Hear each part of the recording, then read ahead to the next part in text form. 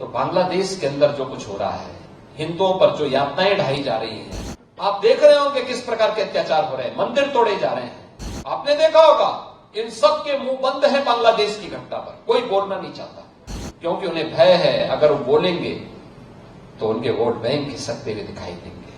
उनको फिलिस्तीन दिखाई देता है लेकिन बांग्लादेश नहीं दिखाई देता।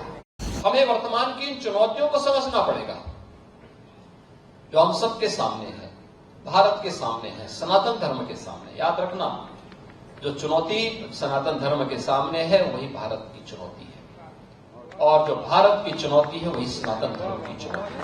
दोनों एक दूसरे से अपने आप को अलग नहीं कर सकते, कोई एक दूसरे से अलग नहीं कर सकता।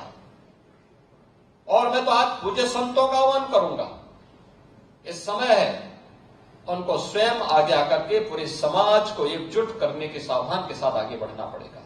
याद करिए, अगर हमने तनिक भी भूल की, ये समाज फिर से बटा और जो साजिशें हो रही हैं अगर वे सफल हुई तो बांग्लादेश के अंदर जो कुछ हो रहा है, हिंदुओं पर जो यातनाएं ढाई जा रही हैं, आप देख रहे होंगे किस प्रकार के अत्याचार हो रहे हैं, मंदिर तोड़े जा रहे हैं।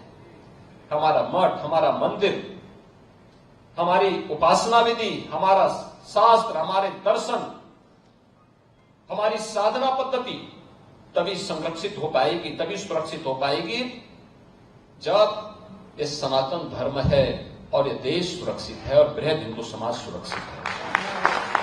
हमें इसके लिए कार्य करना होगा, लगातार कार्य करना होगा, प्रयास करना होगा, एक एक को जोड़ना पड़ेगा, एक एक को अपने साथ जोड़ना पड़ेगा। भेदभाव के लिए कोई जगह नहीं होनी चाहिए। विभाजनकारी उन ताकतों को बेनकाब करना होगा जो केवल अपना उल्लू सीधा करने के लिए समाज को बांटना चाहती है, तमाम वादों के आधार पर बांटना चाहती है।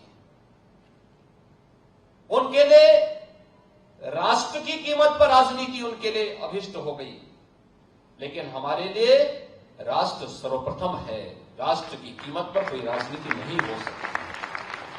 हमें चुनना होगा, पहले राष्ट्र को चुनेंगे, उसके लिए किसी भी प्रकार के बलिदान देने के लिए तैयार होंगे, लेकिन उसकी कीमत पर कोई राजनीति स्वीकार्य नहीं है।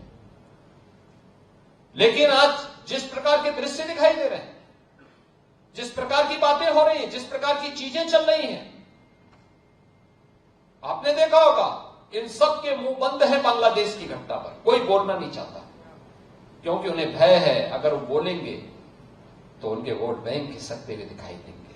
उनके पैरों के नीचे की जमीन जिस पर वे लोग खड़े हैं, वे अंगारे उनको ही जलाते हुए दिखाई दे रहे होंगे और इसलिए वे मौन हैं, बोल नहीं सकते।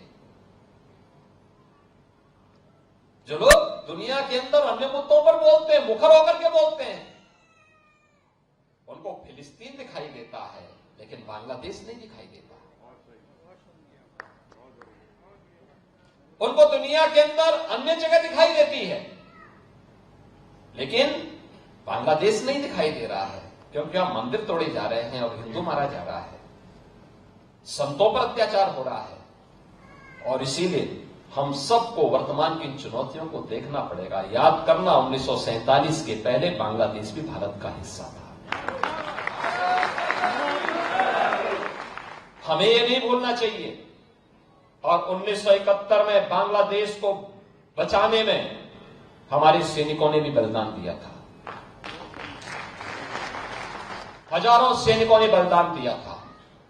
पाकिस्तान को मुंह की खानी पड़ी थी।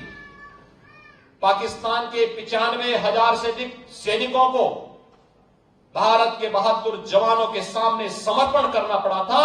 और विश्व के इतिहास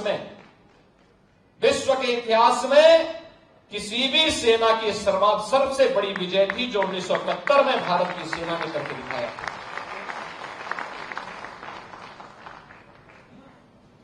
इसलिए हम सबको वर्तमान में अपने आप को उसके लिए तैयार करना होगा, देखना होगा।